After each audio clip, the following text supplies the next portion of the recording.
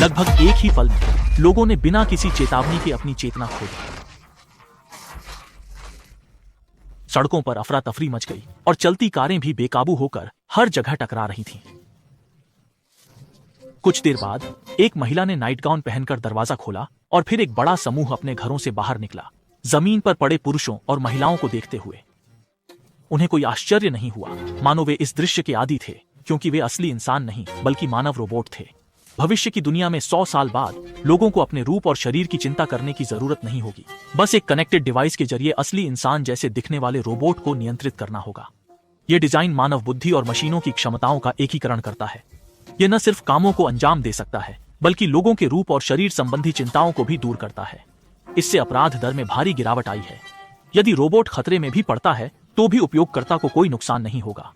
इसलिए सेना ने सैनिकों की सुरक्षा के लिए रोबोट का इस्तेमाल युद्ध में किया। बस इतना ही नहीं, ड्रग्स भी कानूनी है, क्योंकि बिना नशे के असर के सिर्फ इलेक्ट्रिक करंट से उत्तेजित करके नशा किया जा सकता है। लेकिन उस दिन एक लड़के के साथ शेविंग करते वक्त एक हादसा हो गया। वह एक नई मिली लड़की से मिलने जा रहा था कि एक सिर पर चोट लगे आदमी से टकरा गया। लड़के ने देखा वह बुरी तरह घायल है, इसलिए उसने हिम्मत जुटाई। लेकिन अगले ही पल एक चमक के बाद वह आदमी मोटरसाइकिल पर सवार होकर निकल गया। जंक्शन पार करते समय एक कार आग लग गई। कार ने तेजी से मुड़कर एक राहगीर को टक्कर मार दी।